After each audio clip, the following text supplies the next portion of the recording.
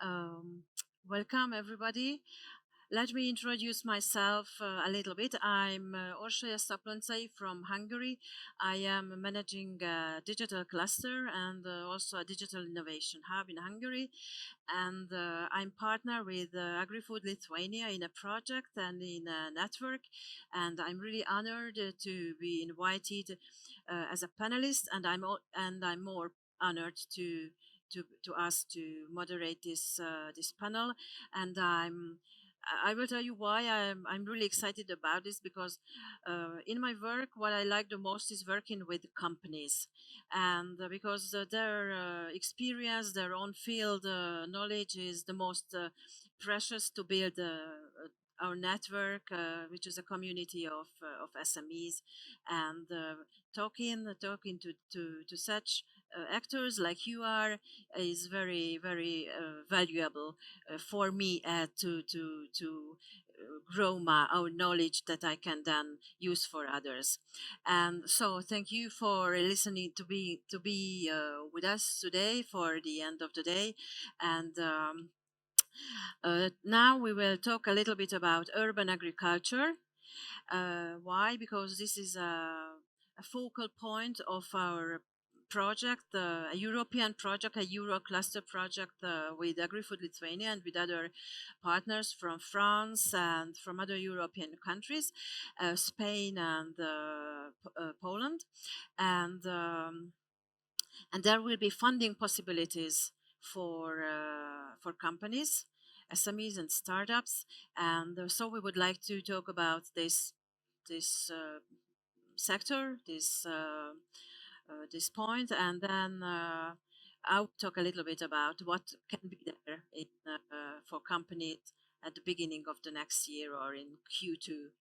Approximately. So first, I introduce myself. Now I would like you to introduce a little bit, and let's start with the lady. And so the micro is yours. Okay. So my name is Aušra Sičiūnienė, and I'm working in Vilniaus city municipality in the cityscape division. And actually why I'm here, it's maybe just to reflect a little bit what is the situation about urban gardening in Vilnius city, and from where we started, and actually with whom we shared our experience. And maybe just to say a few words, like it was a couple of years ago when we started the EU initiative, the partnership of Project Urban, and that we got a perfect opportunity to learn from those European cities that are already very well ahead with these initiatives, urban gardening initiatives, together with the communities. I'm talking about the city of Rome. I'm talking about Krakow, Saloniki as well. And that was a golden opportunity for us, for Vilnius city, to revise where we are and what we can do better, and how many urban gardening initiatives do we have, and what kind of homework the city municipality should do in order to be better partner for communities to develop these fantastic initiatives. Yeah, well, I didn't. Yes, it works now. Maybe our participants or those who are online with us not necessarily know what urban farming is, and this is about growing plants and farming in cities, and not far from cities, in 10-15 kilometers far from cities maximum. And it is a trendy thing today, first of all, and also a need to feed the bigger and bigger population in the cities. And so this is a chance to find new ways to feed this population, but it also has other outcomes. It has a leisure it may be a leisure activity, and COVID now showed us that maybe it is even more important aspects in it. So sorry, I don't have my paper. So I let you introduce yourself, please. You are working as an SME in this field. Yeah, hello, my name is Marius, Krutulis. I am a founder and CEO of Daržulis vertical farm. We have started since 2014. and we are developing system in Lithuania for vertical farming, because we think that we don't need to buy, for example, basil from Spain, from Nigeria. Why we need to import them? We can grow them here in Lithuania and to offer for local people.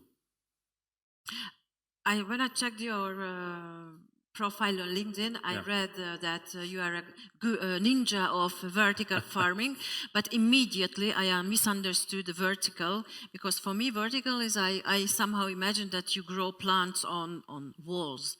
But no, it's not like not that. growing on. Yeah, you can grow. It's possible. There is such kind of system, but our system is multi-layer horizontal system. But we have one layer on top another, and you can go as much as possible.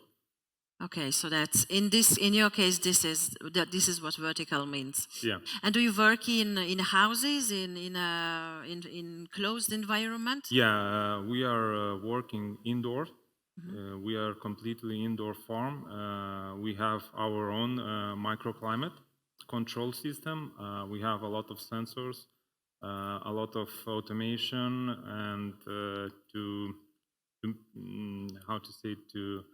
to achieve good air condition, it's not that easy to do indoors, because you need to have a good range of humidity, temperature, CO2 levels, a lot of things. And now our third panelist, I will let you introduce yourself, and I think that you have a very interesting story, personal career story, that I let you tell yourself. Okay, thank you very much. My name is Paulius Chockevičius, and I'm CEO and founder of Urbanbee.lt. So, what is Urbanbee.lt? We are urban beekeepers working in Lithuania with different private and public companies, organizations, and we helping out the bees to actually make our ecosystem better and greener, our cities greener, and without a doubt, we all know that the bees are key importance of our ecosystem. 70% of the food that we eat is pollinated by the bees, and we, in our mission, we try to educate the communities around us, and we try to build around us the sustainable urban communities. So, but you didn't tell the interesting point of your story, that you did studies in the UK, and you were working in a rich and financial environment, and at the age of 25 you decided to quit it and to. So yes, actually, the funny thing, most of my life I was scared of bees. Actually, my grandfather was a beekeeper, but when I was a child I didn't have much introduction to the bees. I was always said to stay away, the bees will sting, they are aggressive and so on. But that is what I'm trying to now bring with the Urbanbee.lt mission. We educate, we show that the bees are friendly, they actually don't want to harm us, and that we can live together with the bees. So looking at my background, yes, I came from a finance department, from a finance background. I used to work in London. Previously, I used to study, and I grew up in London. And I decided to move back to Lithuania. When I moved back to Lithuania, I found beekeeping, found the honey culture here in Lithuania, and then I decided to do urban beekeeping. To do urban beekeeping, I actually had to go back to UK, but at this time I went not for the finance. I went to actually do some urban beekeeping in London. So I worked with 400 bee colonies throughout the whole season, and I brought this experience back to Lithuania, where we now have Urbanbee.lt. And I'm very happy that with every day we are more and more attention we are bringing to the bees and the whole ecosystem. That's great, and I think that via your example and your example, we can say that on urban agriculture we are getting more and more attention. And now, as at the end of this session, I will talk a little bit about what the Suave project will be able to give you in terms of support. But I would like to hear you about your challenges, what you face within your everyday activity or activity linked to urban agriculture. So is it networking or funding possibilities or going to market or product development or service development? So what are your biggest challenges? That's the second point that we should talk about. Challenges, probably it's the word that usually we start every sentence from that, and definitely the city itself has a lot of challenges while even developing these urban gardening initiatives. First of all, let's say differently from other European cities, city of Vilnius does not own the land itself, which could be freely, let's say, leased to the communities and to the associations of communities, because absolute majority of the land belongs to the state, or the rest of the land belongs to the private owners. That's actually, it makes the difference that we are a little bit with squeezed hands. Therefore, we can talk only about fostering activities, but actually it's done quite successfully in the territories of the municipal institutions. And then I'm talking about schools, I'm talking about the kindergartens. And just talking about the kindergartens, I would say that it's the best opportunity for us to educate the children, to see how cucumber grows and tomato, and actually it's going on very successfully. We do have the number of kindergartens that they have their own raised beds, they have their own greenhouses, and even the vegetables that are going directly to their canteens. And because the one thing that these kindergartens open all year round. It's different from the schools, because schools are closed during the summer and there is nobody takes care about the garden. So it's a kind of challenge in order to be very to broaden up this initiative. Another thing that this let's say urban garden, it's a small unit that should work like from the bottom up, and definitely we need the person, the very great enthusiast who really could start this. Let's say if we are talking about a multi-dwelling housing district, sleeping district, so to say, that we have quite a lot of them in Vilnius, and someone should be very initiative and say, hey, dear neighbors, could we start something in our own small garden to just to allocate certain plot of land, and let's do this activity together, while having the crucial two things, like the water and the soil itself, where we could really have this small plot of land. But then again, it's very difficult to find a crucial number of the people that could share the same views, and let's say allocate this treasures part of the territory of the land for the gardening. Maybe they can think that, okay, maybe we have so little space, and especially we're talking about the living districts, and usually this space goes for parking lots, which is really a necessity number one. And another thing, people still consider that it's not gonna be clean enough. I mean, to have this urban garden in the city. You see that because of the dogs, because of the cats, because then we need some kind of security, because of the vandalism again, which is happening actually. It's not a secret. It's happening in every city that people are giving all the heart to this gardening small plot of lands, and these acts of vandalism they happen time to time. So these are kind of challenges that the city cannot provide, like the fancy garden when they can have all the opportunities, though we have a couple of them already actually existing very well here in Vilnius, in the districts of Antakalnis, in the district of Pilaitė. in a couple of smaller ones, and now we are opening up in few months, in 1 year time, another one, which used to be historical municipal, not municipal, but community garden, and so it's recovering. So little by little we're going through these challenges, but so far I think we still have a lot to do.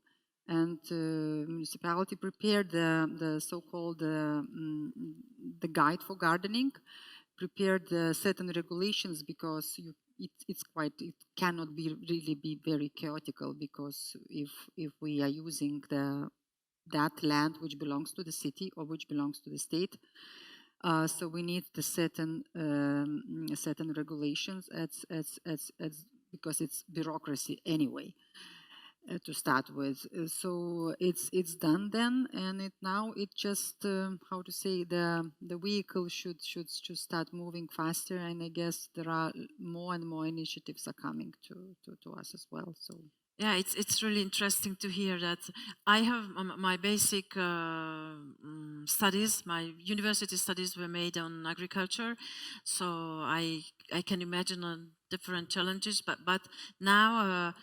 You open the door wider, and so there are much more, but more even challenges with regards to this urban agriculture that link to bring that we bring this to an urban environment, and this is very relevant for us because we are looking for all the challenges within the project, and it's very interesting to hear what a municipality may face on the field.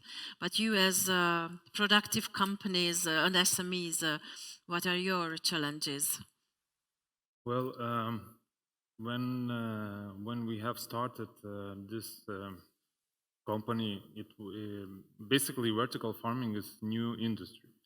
There is no handbook to open and to see. Okay, the first step, you need to do that. Second, you need to do that, and you can go further.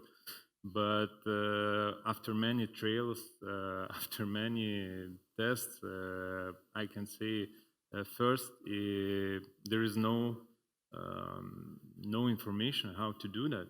So you basically you are by your own. You need to do by your own everything.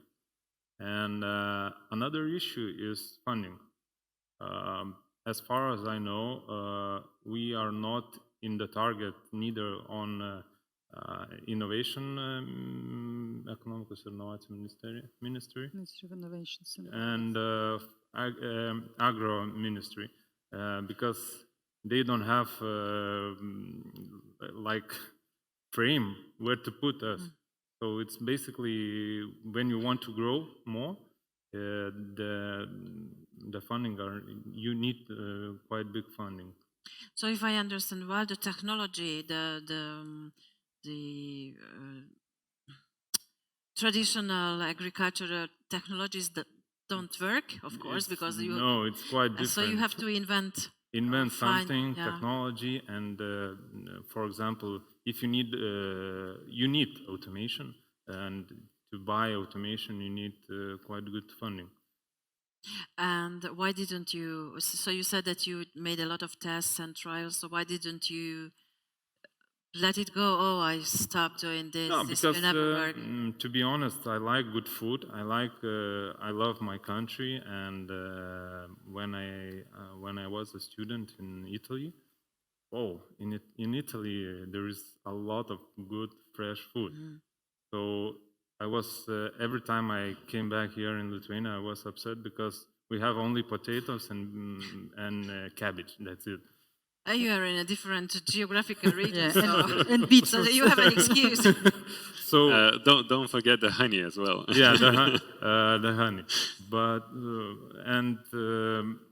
I started to think, how can I change this? Because I want to change, and I want basil. I want to make pasta in mid of November, December, of January, whatever. And I started to think, and I believe in this.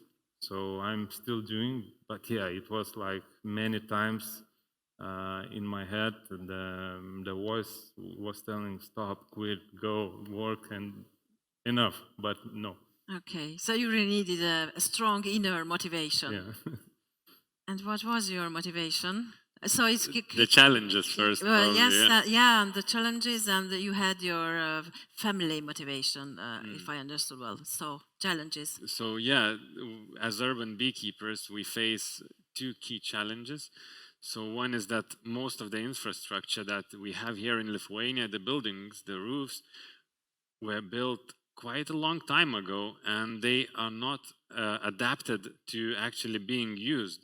So throughout the whole Vilnius or Kaunas or any other town in Lithuania, we have huge plots of surface area that are not being used in urban environment. That's roofs. And so that's what key of the challenges that we face, that we have to actually climb a lot of ladders, climb a lot of stairs. Well, somewhere, let's say in the Western world, there's an easier access to the rooftops of the buildings. A lot of rooftops are actually adapted to be green in the Western world, so they have like flower beds on the rooftops. This is what we actually do now as well. So we started offer our clients not just the beekeeping services, not just the hives on the rooftop, but we offer now self-watering flower beds that we actually care and take care of. So this is both the food for the bees and herbal teas for the clients who actually have the building. So that's one of the key challenges, the infrastructure that we have in the cities. Another challenge is lack of education in the communities about the bees, about the whole importance of bees in the ecosystem. There's a lot of when we started doing urban beekeeping, we faced a lot of skepticism from the communities around us.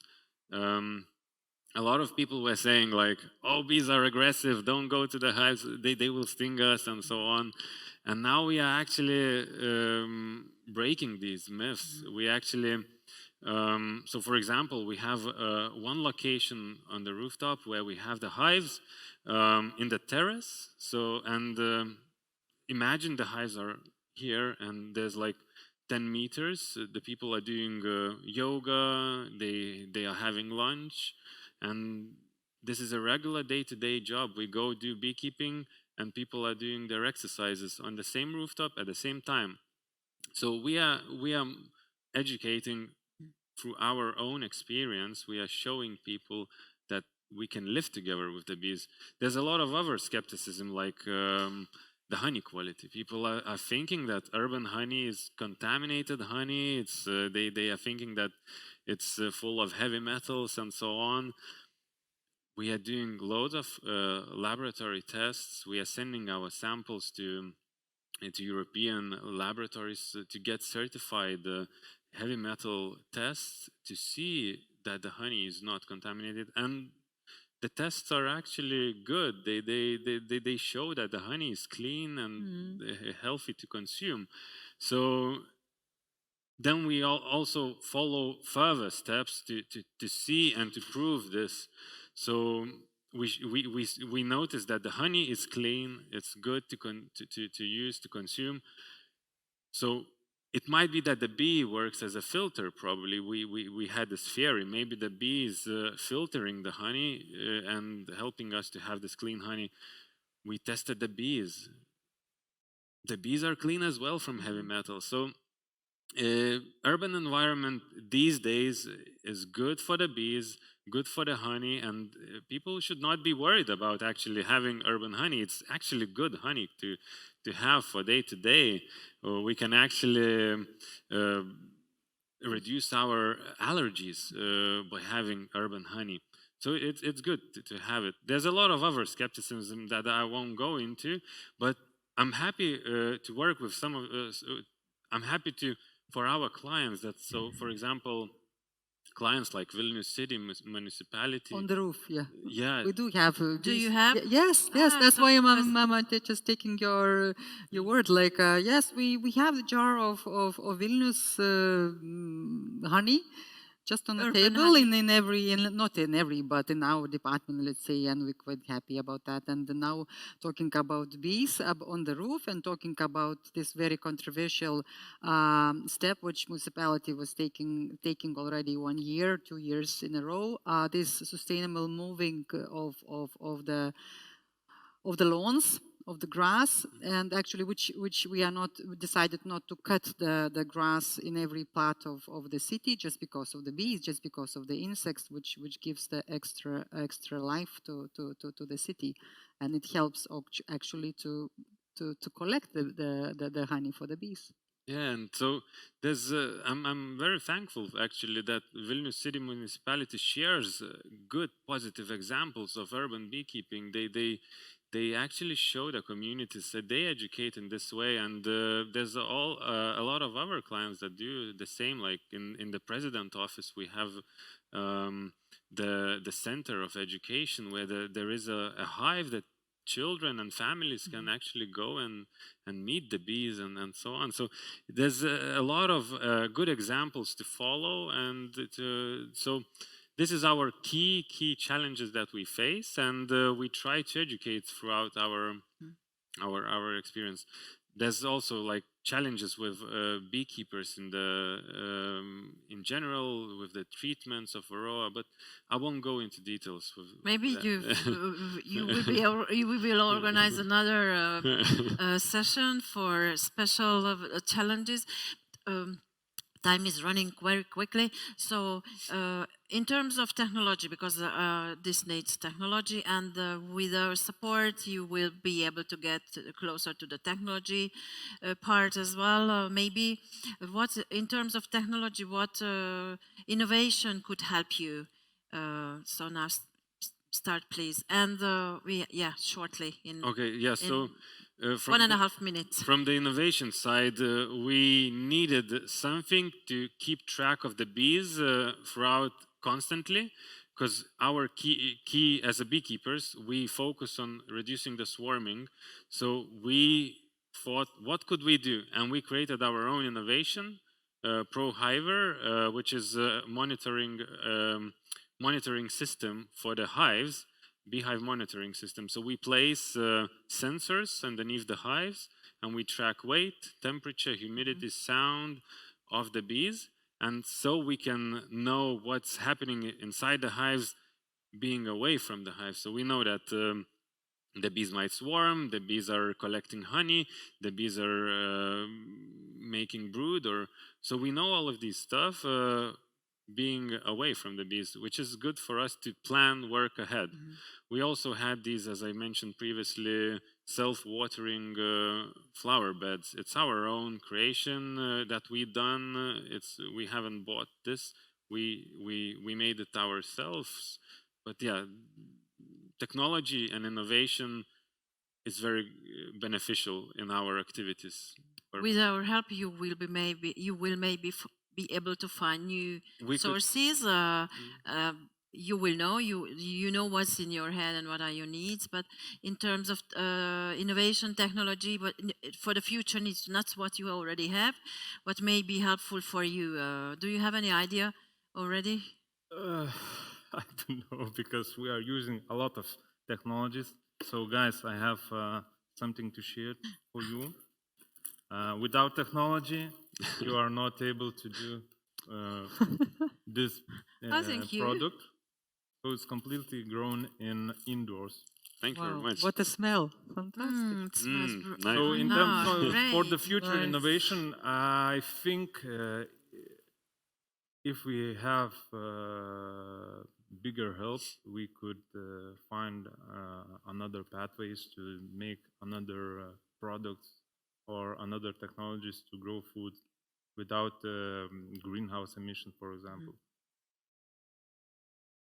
And do you have potential partner ideas or? Maybe, but I don't want to share. No, you don't have to share. You will have to share in your proposal that you will submit for our. Yes, we do have support. plans for next year, quite big ones, and I think we will move. Keep and nurture it. Yeah. And what about your innovation necessities? So Definitely, I think that it would be perfect for us to urge, let's say, the communities to start something. Sometimes they do lack some how to say, some enthusiasm as a first kick. And if we could, because just mention, let's say, self-watering raised beds, which could be the easiest and the first start for the certain communities to, in order for them to help to understand and for them to feel the how to say, the profit, let's say, of that beautiful and very interesting activity. And maybe if we could have the innovation in helping them to water the plants, because that's the biggest challenge and the biggest problem so far, because the water providing system is still lacking the innovation. So if we could use that and we could have the solution how to do it in a more effective way, so maybe the communities will be more active in while establishing these small gardens in their own yards. So great. Maybe you will be able to find some possibilities for yourself under SUAVE project, where your local contact point will be Agri-Food Lithuania, and this project, this is a European project, and this was generated in order to overcome the last year's difficulties, to help SMEs to become greener and more digital and to be more sustainable in their activities. Under the program, we will not be able to give their big voucher schemes in the European funding framework. This will be not, we will give a lot of money to companies, but in forms of smaller vouchers, 10,000 euros, 15. So the maximum will be not much higher than this, and we will be able to support SMEs, startups in their networking activities, in putting new ideas, services and products, come closer to the market, and maybe go to markets or to potential partners beyond Europe, more specifically in North America. This is the region that we are focusing now, that we think that we focus now. And so the partnership is working on the design of the voucher scheme. The voucher scheme is the form under which there will be a call and there will be possibilities to submit your proposals, and good ideas will be granted. So you here on the stage and other SMEs and startups online will be welcome to follow us, our information. So here in Lithuania, as I said, it will be Agri-Food Lithuania, the main contact point. The calls will be out next year, at the beginning of next year, in Q1 or Q2, not later than this, it's sure. And we really hope that we will receive many interesting proposals, and we'll be able to support the urban agriculture SME community for our common European peaceful development. Thank you for your presence and for being with us today and for sharing this very, very exciting ideas and thoughts. And I think I also thank you for following us, and have a good end of the day. Thank you. Thank you very much.